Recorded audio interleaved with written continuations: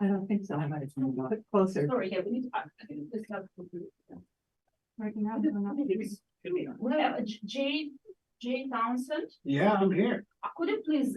You want me to come up there? Yeah. We need to again. I will just ask about some technical issue to try talk in microphone because we have a lot of people who asked us to record and send them afterwards our today conference and some online. So please try to use microphone. I'm not sure I switched in. Could you help me to check? No. I can grab Here's the technical exception.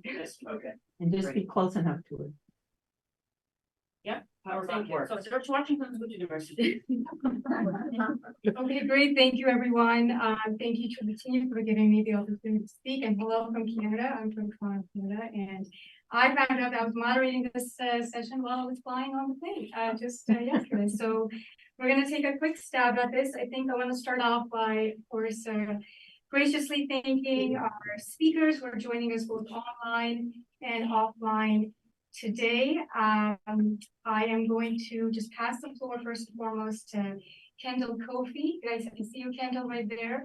If you can quickly start with a 1-minute introduction, and then I will introduce the 3 other folks who are joining us online.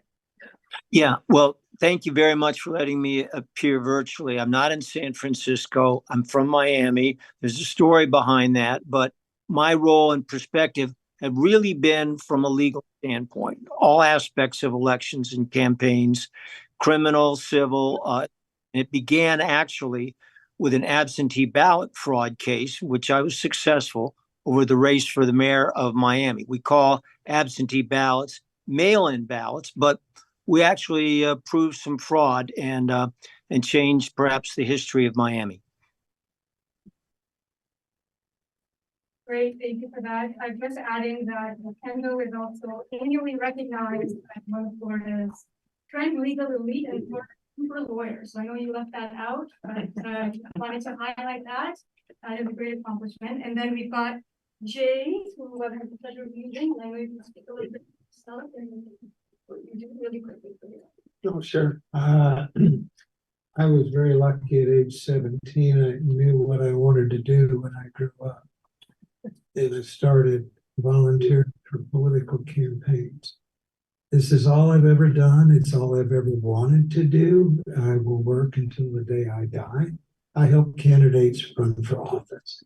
Anything they need, I help them get done. So that's what I do for a living. Thank you, Jay. And just adding really quickly that Jay has also worked in 4 U.S. presidential campaigns, scores of U.S. Senate, gubernatorial, and congressional races. Just adding that really quickly. And then we've got 2 more people who are joining us online. Olivia Logan, are you online? Not yet. Okay, so we can come back to Olivia later. And then we've got Will Barbara Taylor. So Will, if you'd like to say a couple words about yourself and just give us a quick introduction.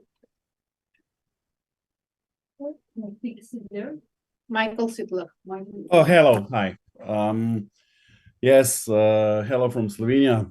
It's midnight here. Yes, I'm also political campaigner. Once I even stood up for a member of the parliament. I was very young at that age, very close to get in, but at the time I decided that I'm better as a lobbyist than political campaigner, and that for politics and being involved, that I will be in the, how to say, first row. It's still time, even though that I have been asked several times. I was one of the youngest as well in 2004 when we had the first European elections and with the enlargement of European Union. So I was a political campaigner out from Brussels, assigned as from the socialist group, and I have dealt with how to say, one voting region, of course, my country, where we elected the first members of the parliament. Then, of course, I was doing other political campaigns for the presidential elections and for the local elections, and as well, every time when there is some campaign about the laws and, you know, gathering votes in the way that something is, I am in. So I know all the tactics, how it is, and this is, how to say, my drive actually and my hobby. Great, thank you, Mihael. And Mihael and I met Mihael in Slovenia just a couple of months ago. Slovenia is a beautiful country, and Mihael is absolutely amazing.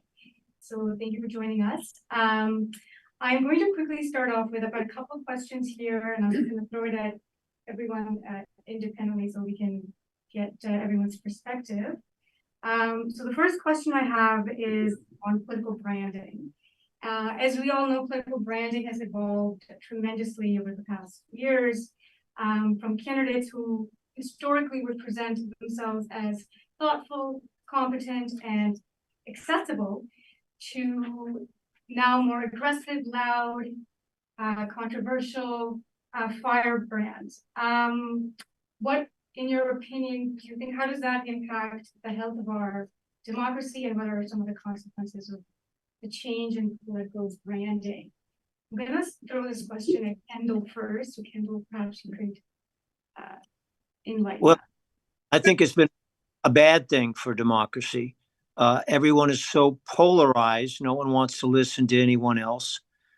People don't believe the mainstream media very much. They just want to be reinforced and hear and read again what they already believe in whatever social media they access.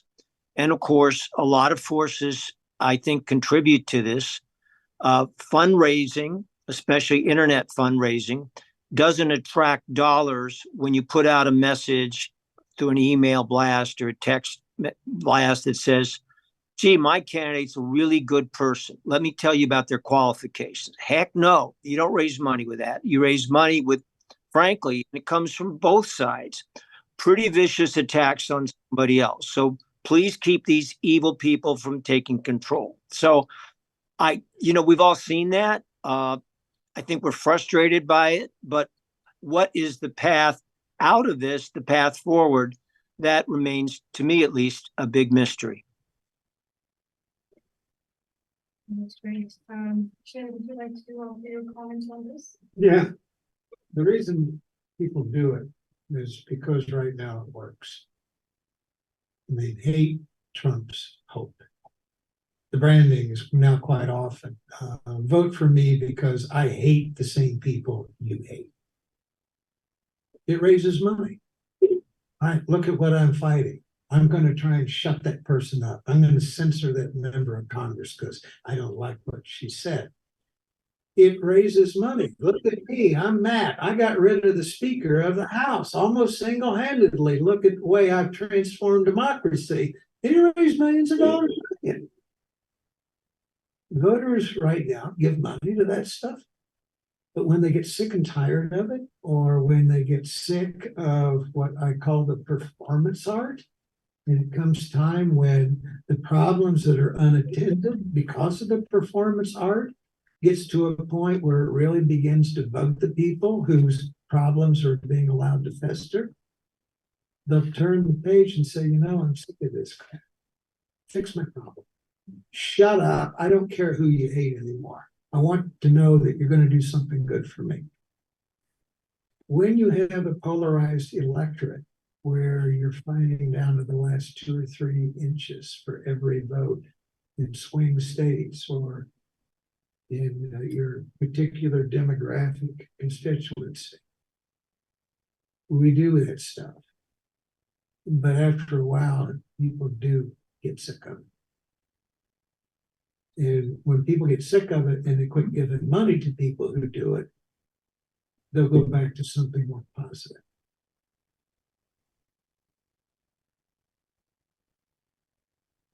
Do you guys have, just a quick question that's coming to my mind. What are some of the constructive solutions that you could offer to this sort of emerging problem that's out of control and it's become a global sort of phenomenon?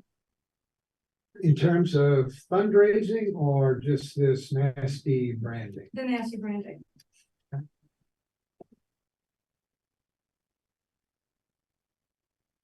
I'm often reminded of Churchill's career. And he spent a long time in the political wilderness, was shunned because he dared to say, we cannot trust Hitler. We cannot do business with that guy. This guy is dangerous. And nobody wanted to hear it when he started to say it. But he never contorted himself to be what the public, where the public was at the time. He said, I am not going to turn my back on what I believe here. I will keep warning people, and I will wait on the electorate to come to me. That made him prime minister, because when population of England figured out that Churchill had been right all along, who did they turn to lead the country and vanquish Hitler? Germany, and to win a war.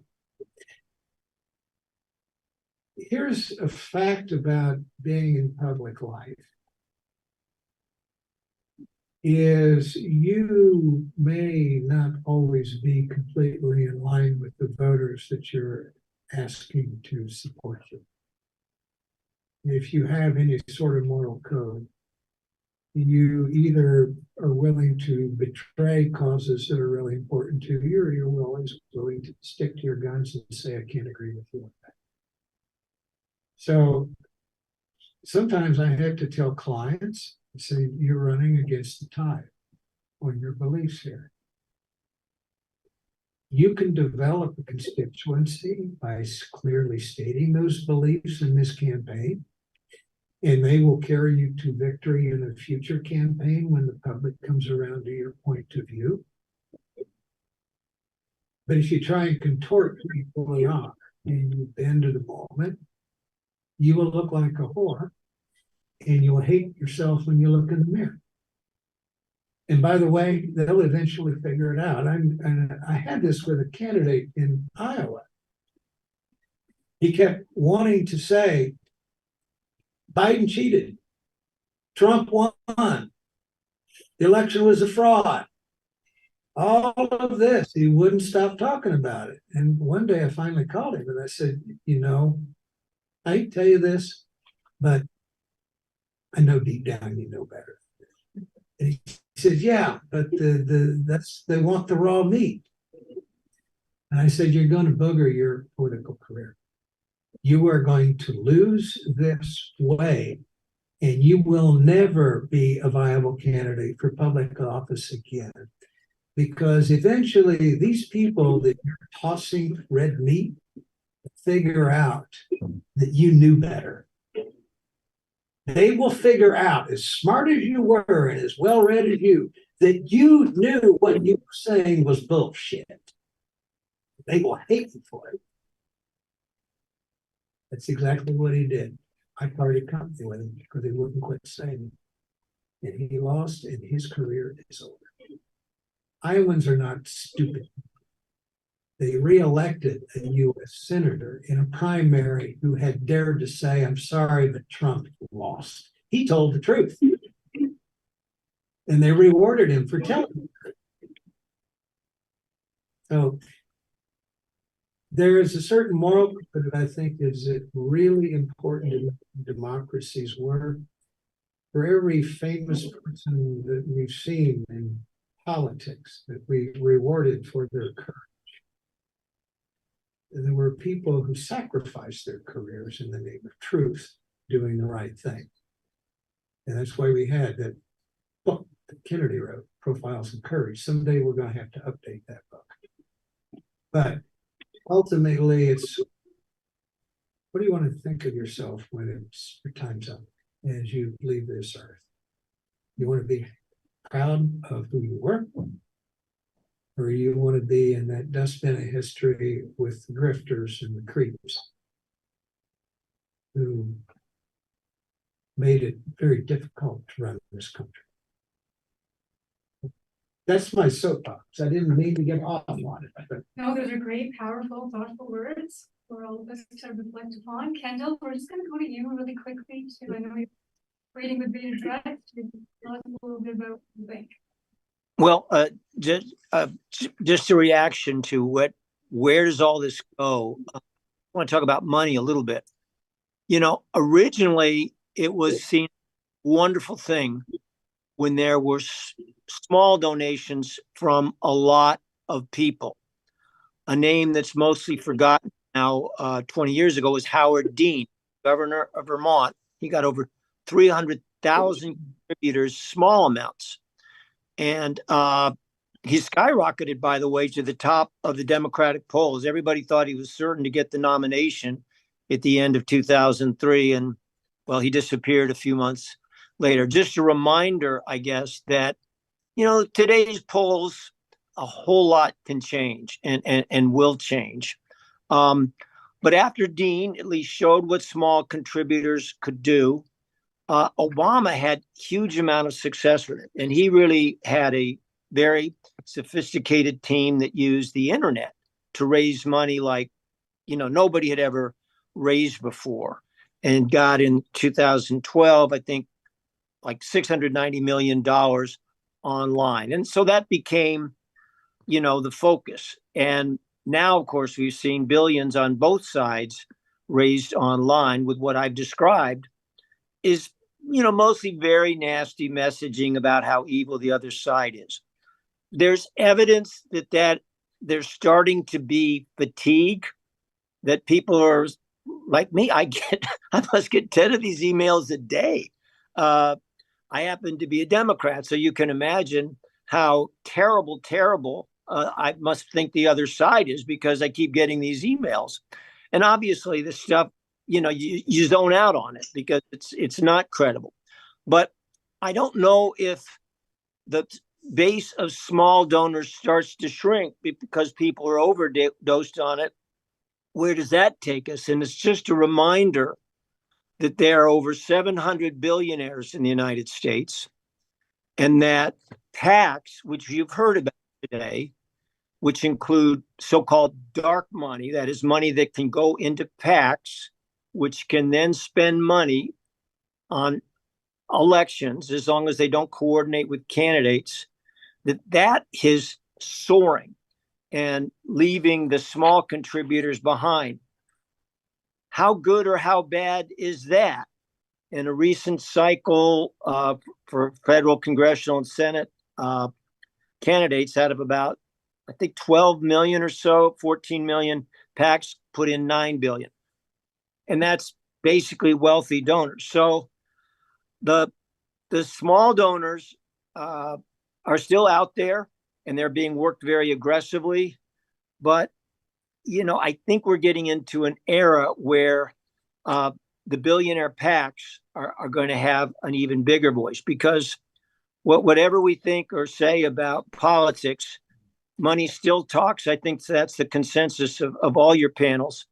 And if the base of small donors shrinks because they're fed up with getting all the unpleasant emails, it shifts just more power to the PACs and as I say, the 700 plus billionaires in this country. And there's nothing wrong with being billionaires, by the way. I have as many billionaire friends as I can possibly attract. If any billionaires in the room, I'd be delighted to have lunch with you.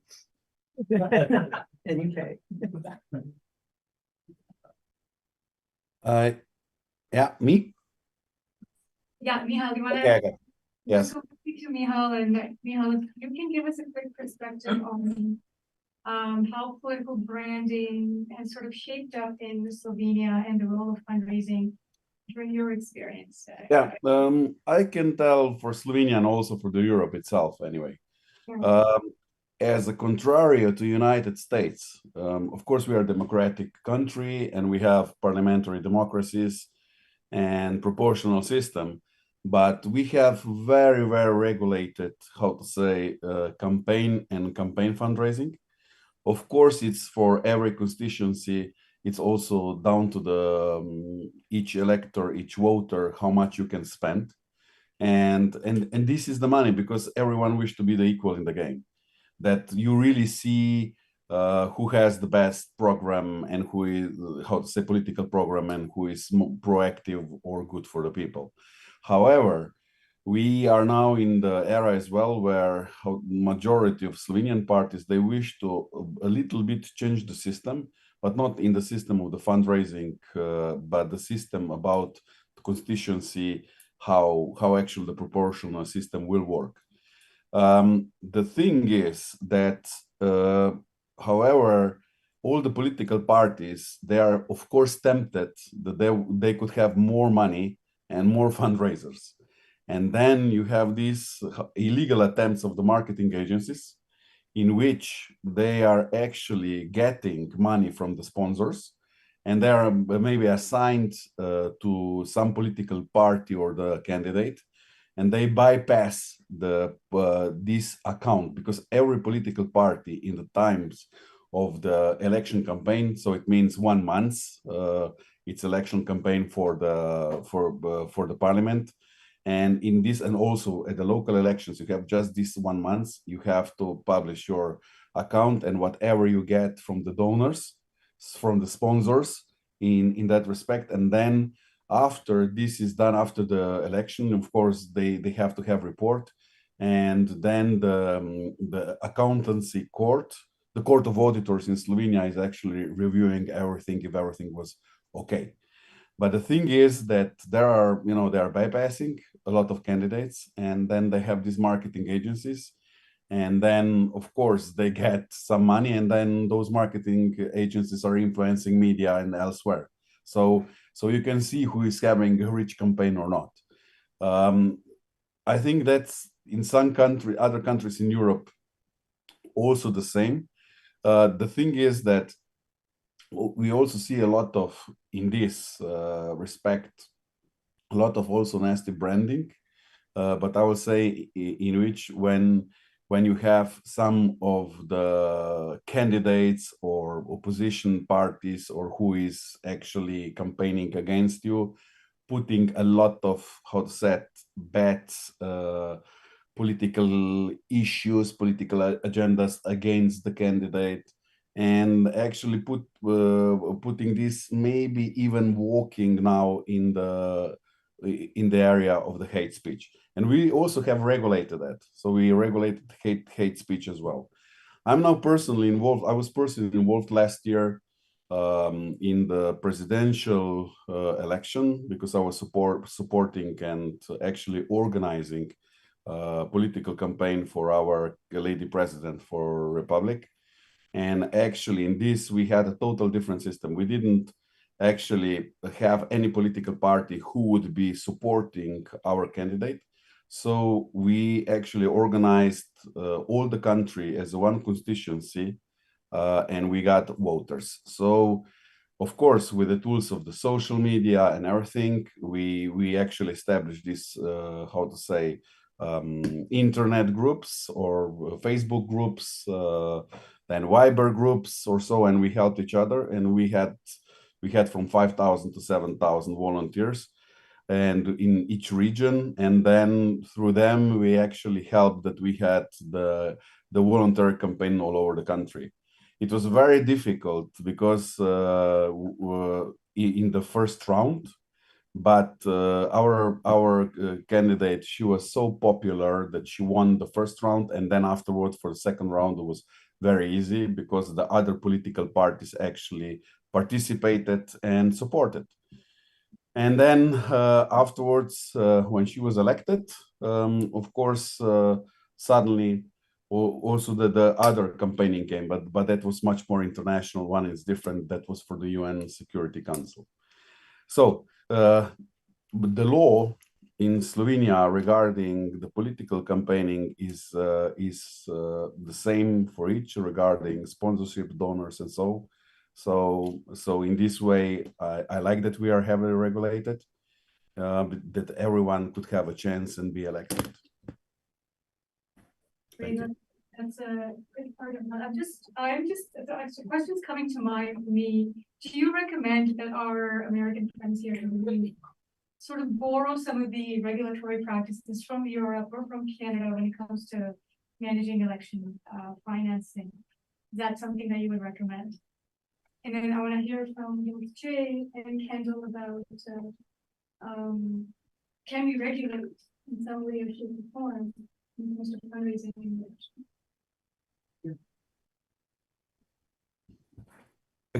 Again me? No, I guess I'll just throw the question in Kendall, like what sort of solutions, because we're sort of talking about some solutions.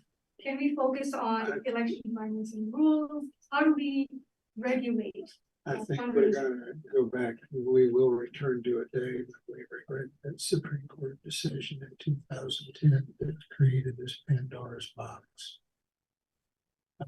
J.D. Vance sits in the United States Senate because Peter Thiel bought him a Senate seat in Ohio. There's something inherently wrong about that. He put $35 million into that guy's campaign. J.D. Vance couldn't raise a nickel for himself. Peter Thiel paid for the whole damn thing. They did it through a super PAC. And they had this little website out there that was not made publicly available. And Peter Thiel's PAC was supplying all of the polling information and all of this other stuff that the campaign needed to tell J.D. Vance and what to say on the stump. It wasn't even camouflage. And they couldn't do anything about it because our FEC is now powerless because they can't rule on any dispute. This is a broken system. We're lucky our democracy is not always already falling apart. So, you know what? I don't know how we overturned that Supreme Court decision in 2010. If it may take a constitutional amendment, maybe that's what it'll take. Maybe there's a way to regulate around it. But this is filthy because our political dialogue, our political well is filled with this filth of people on both sides who are throwing checks at people and have no limits on what they can spend. Hell, even candidates no longer have control of their message, because the super PACs are overwhelming what they say with their own money. It's sick to me. I would hope we'll figure out a way to fix it. I'm going to mention New York City, which to me is the fairest one that I have seen ever invented. If you're running for city office in New York City, you can take $1,000 checks from people, but that's it. That's it. You can't take any more than that. What the city will do is, among those who contribute up to $250 to your campaign, once you've raised a certain threshold number of people in a certain amount, you give your information to the Board of Elections and they will match 8 to 1, 9 to 1 now. They'll pay for your campaign. Candidates then go about campaigning and trying to win an election instead of spending all of their time during the campaign trying to raise money from rich people. You know what? It's really cleaned up politics in New York City. It is cleaner now than it's ever been. It is fairer now. We are electing people whose voices would have otherwise been drowned out and obscured, who have interesting things to say and are passionate about fixing a certain problem that needs to be attention. If we could ever emulate that kind of thing in the United States, I think it would be better than what we have now. Great, thank you very much. Well, Kendall, I just want to go to you really quickly and sort of wrap us up here. I am getting the signals to end this soon. Is Kendall still around? Yes, of course I'm around. All right. Well, look, I agree completely with the comments that were just made. It's a discouraging time in the sense of the ideals of America. You know, the press, the newspapers, the media that used to seem trustworthy, people pretty much don't believe them now. They get their own news. The only hope has to come from a couple things. One is that because everybody's got access to the media through the internet, I mean, all of a sudden you don't have to own a newspaper or have a printing press or anything else to be able to get your voice out there. What we have to hope is that there's going to be sort of a national fatigue over, frankly, the viciousness from both sides, a national fatigue over the fact that giant, crazy amounts of money seem to be pushing the results of elections. And that because kind of everybody can be their own newspaper or their own broadcasting system, that there can be from a lot of voices, some greater sense of wisdom. You know, that's what the founders of our country thought. Let everybody speak, let everybody weigh in. And from those combination of voices, there will be a fundamental rationality and decency. So that's what we hope for. That's what we pray for. Amen. Do we have any questions in the audience really quickly before we go to the date? So one of the ideas that was brought up earlier in this conversation was the idea that small dollar donations, primarily at this point, which are raised online, come with a certain natural threat to democracy, because the messaging that you need to project in order to get those donations is one of hate, violence, anger. No one's donating to hope because, you know, my candidate is good. In my mind, the alternative to that is large dollar donors from the PACs, from individuals, or just simply ultra-rich candidates running and self-financing their campaign. I guess I'm not sure if this is a question better suited for Jay or for Kendall, but in the absence of big dollar donors, small dollar donors who want that red meat will be the deciding class, donor class of either political party. And apparently that's not good, because they're going to elect people that are going to be spewing hate to get more sound bites for their fundraising emails. Alternatively, leaving it with PACs and the rich also doesn't seem to be a great idea.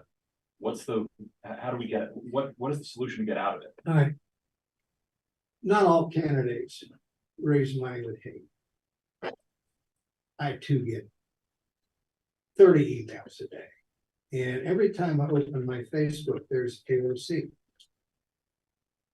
I gave her $25 when she was started. And she's never forgotten. She was on the Facebook page every day telling me how much she needs money, more money. Right. But I look at her emails. It is not slash and burn in total hatred with her. She may say, I believe this and I'm going to fight for this, and there are those trying to stop me from doing this.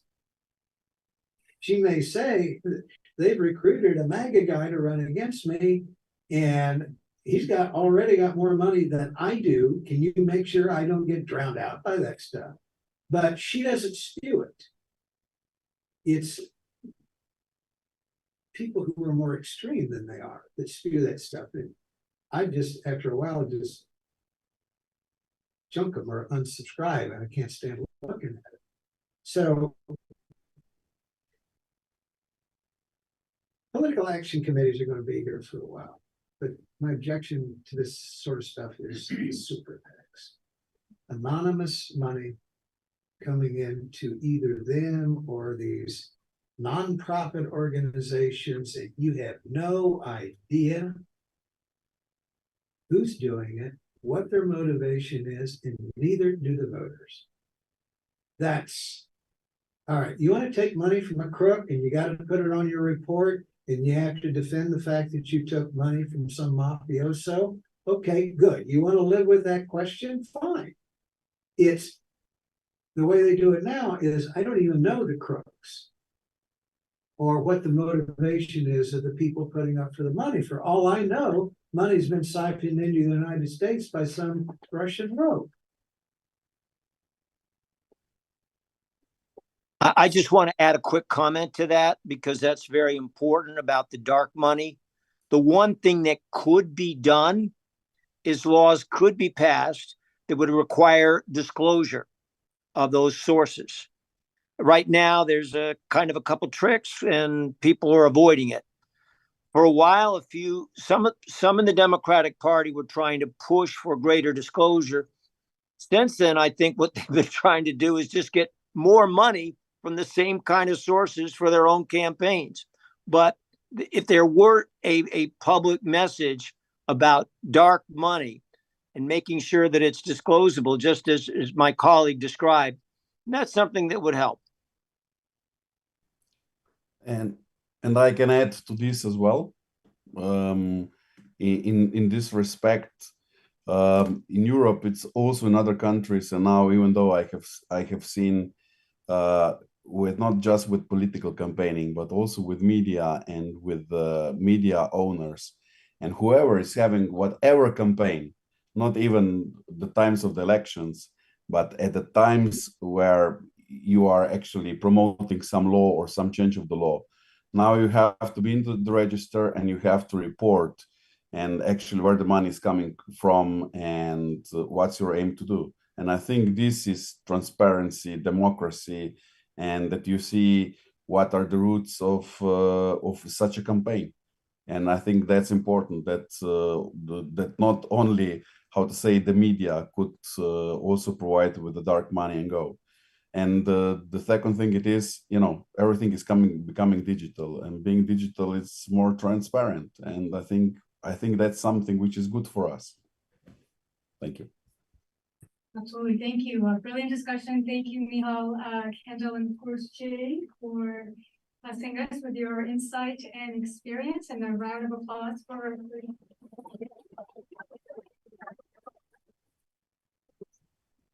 Thank you. Thanks very much. For your joining.